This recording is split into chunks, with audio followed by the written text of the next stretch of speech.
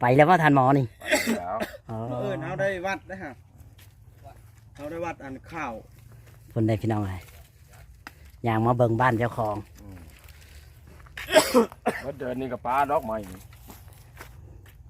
ปลา เมื่อเดือนนี้สิย่างได้บ่ท่านหมอ ปลาใหม่นี่ยังว่าจะไม่ได้ต้องสิปลา จากประเช็นแล้วจากคิดว่า ใช้เสื้อมาเยี่ยมค่อยนะ อืม บริษัทมันห้อนแหงเลย อ๋อ เสื้อกล้ามบ่เอาว่าเสื้อกล้าม เอา ฮะสินุ่งอยู่บ่หั่นนะ นุ่ง คำข่อยชื่อมาให้แล้วบ่เห็นนุ่งข่อยให้ใจเลย นุ่งเสื้อกล้ามมันเย็นเด้เสื้อเย็น เสื้อกาแยงนะบ่ เย็น นุ่งเนาะ นุ่ง ไผกว่าแล้วปลาทำแต่แดดทำแมงดาวแดดแบบนี้ค่อยเด็ดฮักเนาะว่า อันนี้มัน แบบบ่ตัว มันห้อนแหงมันห้อน ว่าความจริงดิ ค่อยเว้าของอนุญาตนำเว้าเพื่อ FC ผู้ที่เพิ่นเบิ่งชมผู้รักผู้ใหญ่เพิ่น แมน โอ้ยเด้อมันบ่งามเฮ็ดแบบนี้นะบ่แม่น มายามใดป้าจะโตติ แม่นอันนี้ก็บ่แม่นว่าเด็กน้อยสอนผู้ใหญ่เว้าในบ่อนที่ FC เพิ่นแนะนำเฮามาหั่นนะเด้อ จะได้นุ่งเสื้อแบบนี้เนาะ เฮ็ดแบบนี้แล้วมันเป็นการแบบว่าบ่ให้เกียรติผู้ที่เบิ่งที่ชมผู้รักผู้ใหญ่ผู้เพิ่นมีเรียนการ นี่ฟังเด้อเขาจะว่าน้ำเจ้าเนี่ยนี่ ยกสร้างว่า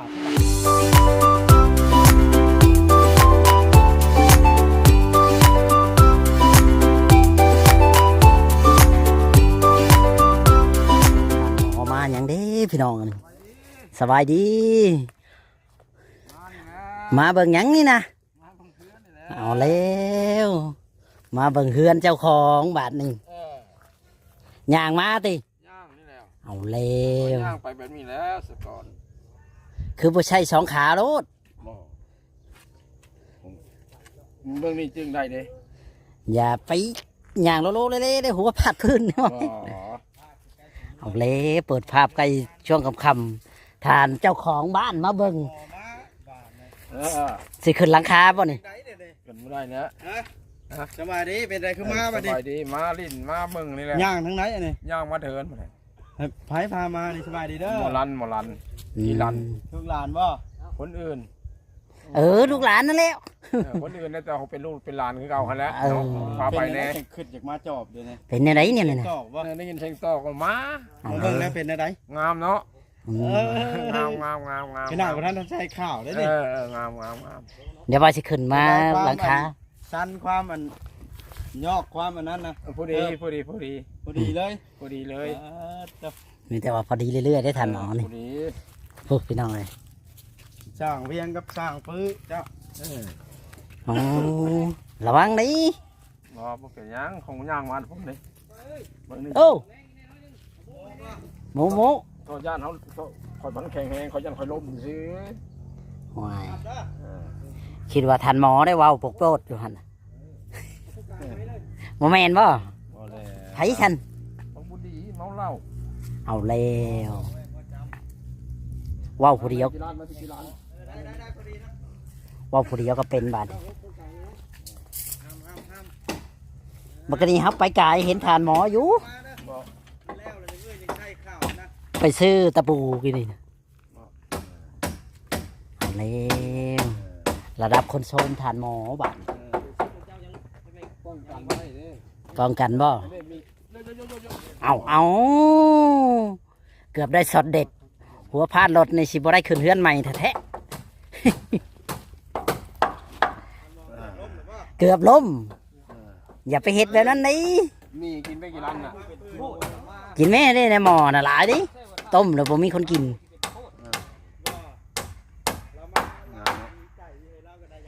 เป็นไงดีใจบ่ ดีใจแล้ว เอาแล้ว อยากเห็นก่อนสิมา อยากเห็นแล้วเป็นมีความรู้สึกเนี่ยไรเนี่ยนี่นะ ดีใจ เอา มาเห็นตัวเองนี่แล้ว คันแล้วนี่กล้ามานอนบ่นี่ มา คนเดียวก็มา มา เอาแล้วบ่ย่านบ่ หมอย่านแล้วย่านก็จำเป็นแล้วคือเขาเองเนาะ ไผสิย่านเฮือนเจ้าของ หมอย่านแล้วเป็นได้ก็ให้เป็นนั่นนี้ เอาแล้วโอ้สิได้ขึ้นเฮือนใหม่นะเคยได้คันว่าเฮ็ดเองนี่เคยสิได้สำนี้อยู่ บ่ บ่ ได้เลย คิดว่าบ่ได้แน่นอน บ่ได้แหละ เอาแล้ว บ่ได้ย้อนบ่มีนี่แหละ บ่ได้ย้อนมันบ่มีเนาะท่านหมอ บ่มี เมื่อสิให้ค่อยเมื่อส่งบ่นี่จังมานี่ หมอมาเอง มาเบิ่งเชื่อ มาเบิ่งซื้อ เจ้าอย่าเกรงใจบ่บอสให้เราเมื่อชง เป็นจังไดจังมาบ่ใส่เสื้อซะ มาว่าจะมาลงมานวัดนั่นแหละขึ้นนี่ไปก่อนว่ะ ได้ยินเสียงตอกแล้วมา เงินเจงต่อไปเป็นจำพ่อว่ามานี่ละแว่นะฮันแล้วว่าสิบ่ได้มาตะกี้บัดบ่บ่ได้แล้วว่ะ ขึ้นจาก ค เห็ อย น คอยประเทศอยู่มา มันพื้นแห้ง เพื่อนแห้งย่างมาบานนี่ไปว่าไปแน่ว่ายันล้ม ดีใจแห้งซะพื้น ดีใจแฮงขาจนอยากอ่อนเนาะจนอยากขาแข็ง ขาแข็งมันก็สิย่างไปเรื่อยๆแหละ อืมไปเบิ่งกันมันใกล้สิแล้วเลยได้ท่านหมอเอ้ยเป็นรูปเป็นร่างเลยได้เจ้า แล้วแล้วตอกข้าว นี่แหละพี่น้อง งั้นน่ะอ้ายเพิ่นแล้วสิเมื่อยพอละเลิก สมมาพาควรแล้วที บ่ได้เอาบากจังยืนได้ บากก่อน เอาได้บากมันจังยืน อืม มื้อนี้บ่จ้อยเห็นเจ้าของเฮือนบ่ เห็นเจ้าของเฮือนมานี่เป้า เพราะภาษาไทยไม่เห็นเจ้าของบ้านมื้อนี้เนาะ มันได้เห็นเจ้าของบ้าน อ๋อดีใจน้ำเพิ่นอยู่เด้ ดีใจเนาะ เว้าง่ายๆกันถ้าเพิ่นอยากมาล่ะค่ำๆเดี๋ยวนี้แหละให้เพิ่นค่อยย่างมาตามออกกำลังกายนะ แมนใครก็นอนคดอยู่ในเฮือนนี่ บ่แดดอ่อนจังมาได้บ่แม่นว่าบ่อยากให้มาได้ แล้วแล้ว แดดอ่อนมาเพิ่นจังนึ่งบ่ท่าบ่ถือเกิบก็ตีนยังบ่ฮ้อนปานใด แมน กำมากลางเว้นไอ้นายตนอยู่ผู้เฮ็ดเวียกนี่ก็ฮ้อนจนสิบ่เห็นหุ่งเลยยังสิเอาคน อายุหลายแน่ครับคนบ่ค่อยอยู่ดีมาโอ้ยเห็นใจกันเบิดนั่นแหละทั้งที่ผู้เบิ่งกับ ผู้เบิ่งก็ได้เนาะผู้ชมก็ได้ ผู้เบิ่งกับสิติแต่ว่าผู้เฮาบ่ดูแลบ่ได้ มีแต่ว่าแกล้งคนพิการเรื่อยบ่แม่นได้ติ ได้ท่านหมอคักแล้วว่าสิให้ท่านหมอขึ้นหลังคาอยู่ได้นี่น่ะ ย่างบ่หันเนาะ ขึ้นได้อยู่บ่นี่ โอ้ยยอมแล้วหลังขา เอาแล้ว ก็ตัวน้ำห่อนแท้ โอ้น้ำต้มใหม่ๆโอ้น้ำมันบ่แม่นน้ำเย็น ได้น้อยเดียวมันแดดเนาะ ห่อนแล้วออกห่อนเลย บ่ที่แรก บ่จอยมาแต่เช้าพุ่นบ่ แต่เช้าผู้นแล้ว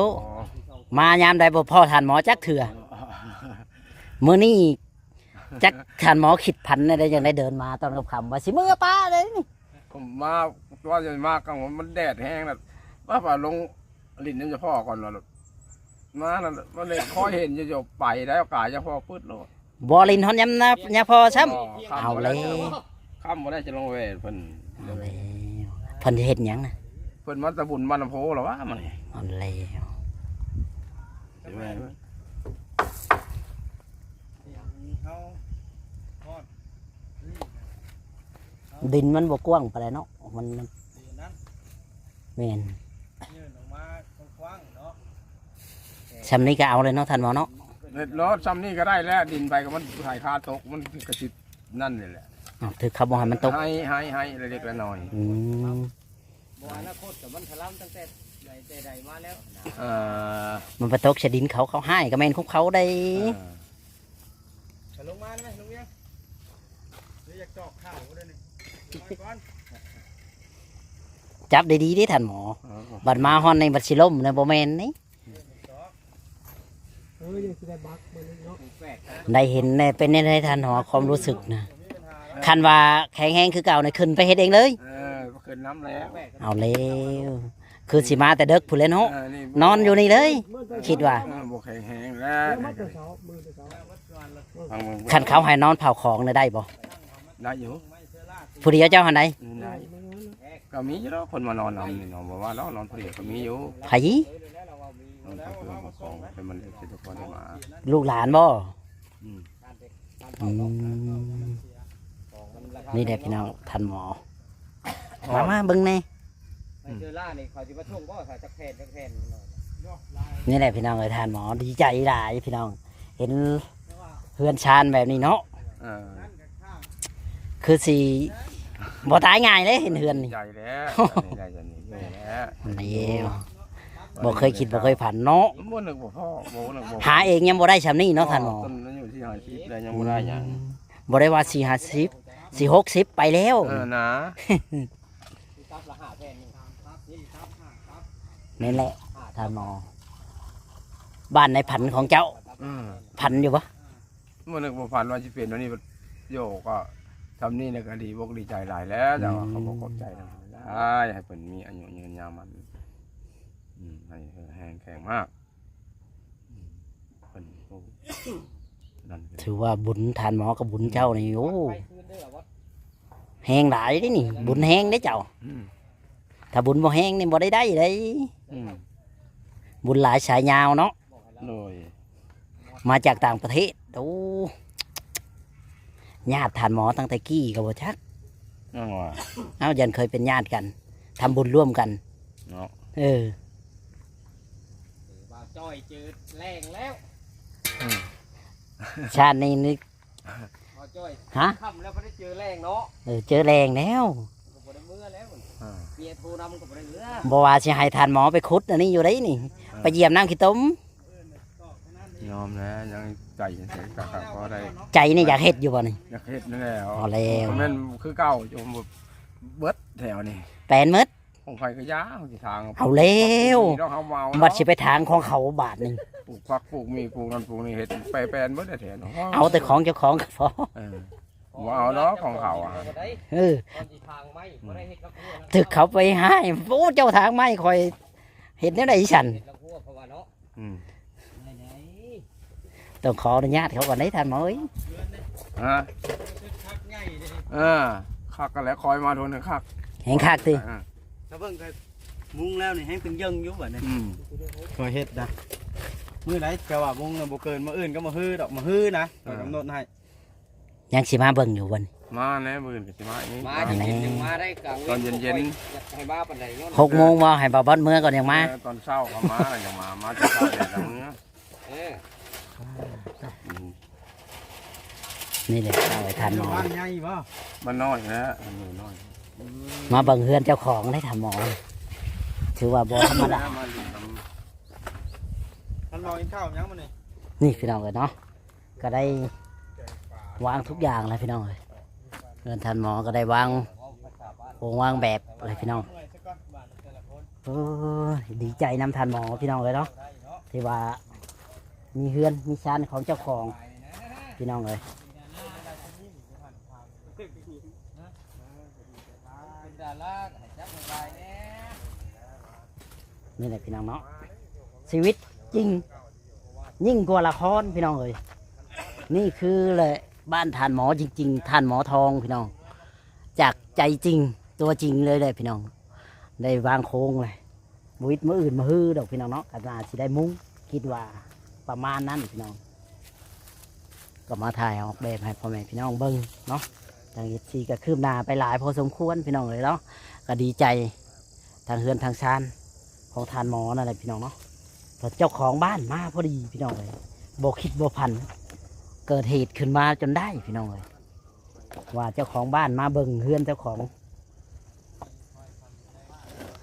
ช่วงนี้ก็ค่อยคำลงแรงแล้วพ่อแม่พี่น้องเนาะทางเฮือนทางชานทานหมอเราก็แสดงความยินดีกับเพิ่นเลยพี่น้องเนาะที่ว่าในเฮือนในชานเป็นของตัวเองเนาะ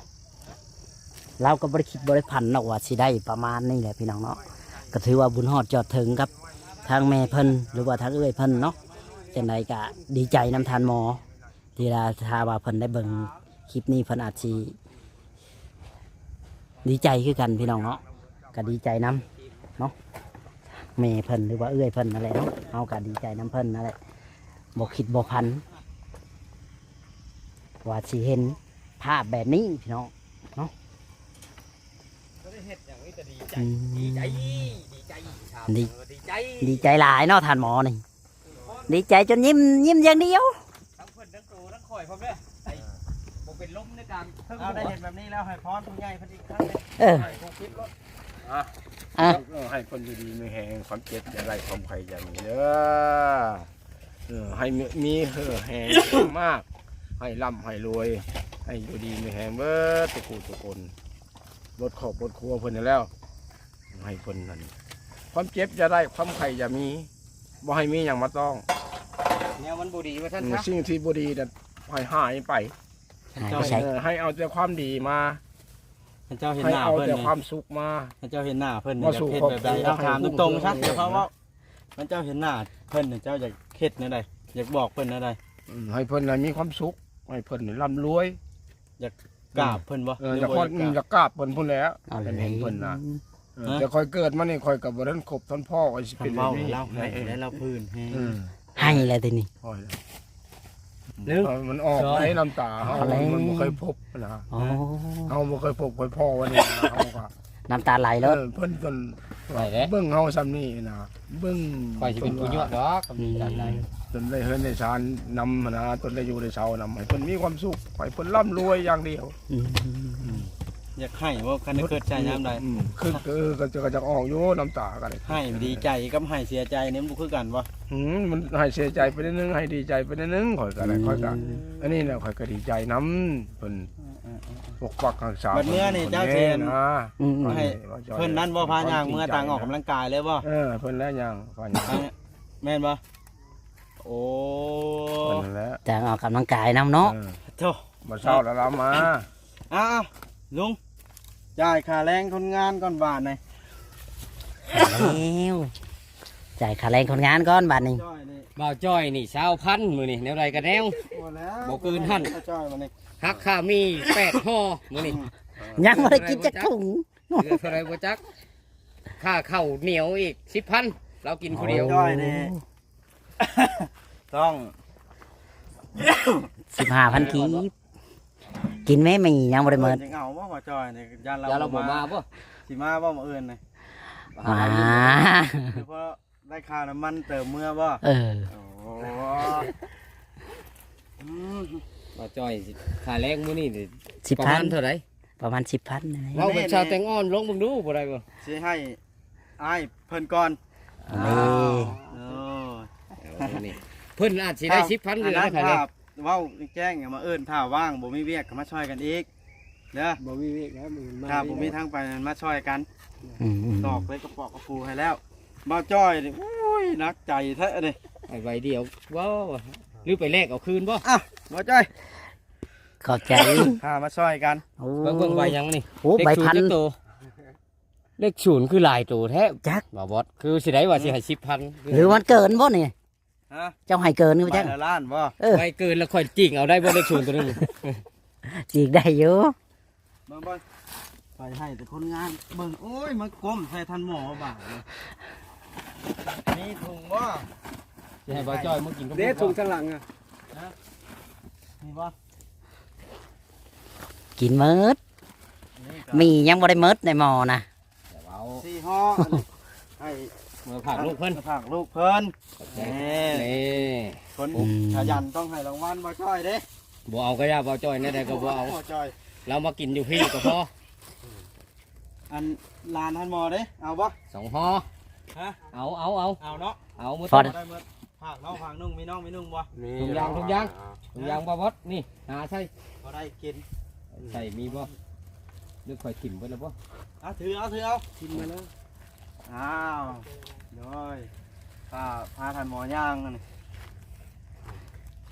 การหมอละเบิ่งค่อยดึงโคนบ่ได้บ่ อันนั้นทันหมอได้เอาบ่มีนี่กินเป็นบ่ บ่กินบ่ ฮะ เป็นโยกินโย กัน อ่าเว้าคือเว้าคือคอยแท้ บ่ได้แล้วบ่เอาได้ บ่เอา ฮะ บ่ได้เอากินโยกินกับ อันนี้ นั่นปานใด เว้าให้มันขาดแล้วนะเนี่ย ได้กินอยู่บ่ขนมปั้นกับมื้อนี่ อืม ฮะ เงินหมดแล้วเหรอวะ เงินข่อยเบิดแล้วในจิ ให้ท่านหมอซื้อขนมปั้นผัดบ่มีบาทนี่ 10,000 ให้บ่แล้วเศร้านี่แหล้ว นี่ว่าให้10,000 นะเศร้า ไปซื้อขนมปังเด้อจ้ะ นะเจ้า อยู่ดีมีแฮง ฮะให้กำลังใจทุกคนว่านี่ช่างเวียงนี่เพิ่น เขาบอกให้ช่างไว้ยังไง บ่ให้ได้ช่าง ให้ ยัง ให้ช่าง พาท่านหมอมา 10,000เอ้า เอามาผมมือแล้วเรา มีฮอดขาผู้ ฮะ ขามา ว่าค่าน้ำใจเล็กๆน้อยๆกินน้ำ น้ำใจ ว่าว่าค่าแล้วตัวข่อยก็บ่ได้ว่าค่าเด้เจ้าเด้เจ้าแต่งอ่อนมาบ่ทันได้เฮ็ดหยังเจ้าจังให้25,000บ่ค่าหยังซะ อ๋อ น้ำใจ น้ำใจน้ำใจ มีแต่ว่าทางเรา บ้านนี่ ถือมื้ออันนี้ ขอบมกขอบใจเมื่อชูหลานกินคือกันนะอยู่ มี เพื่อน กันเลยนะกินได้มีฮะ แม่มีตรงเลย น้ำมันเลยจะ บ้าใช่นะหัน ตักใส่ถ้วยใส่ถุงยางใส่ถุงยาง มีแต่ว่าตามนั้นเนาะเลิกงานบาดนี่ บ่าวจ้อยจะตักมีตัวเรือใช้ถุงยางเดี๋ยวนี้แล้วสิเอามือ บ่บ่จอย แหมเราว่าจะใช้ถุงยาง บ่แล้ว บ่ ไว้ ตักให้ ให้ท่านหมอกิน อ๋อก็สิตักให้เจ้าไว้แล้วมุดกินอยู่กลางทาง แต่ว่าแก้มื้อกูมื้อได้เครื่องนี่เพราะว่า เอาบ่บอสว่า โอเคโอเคโอเคคลิปนี้ก็สิบ่มีหยังหลาย สบายดี จ้อยน่ะทิ่มรถจะว่า นักแห้งเหรอนะ เป็นนัก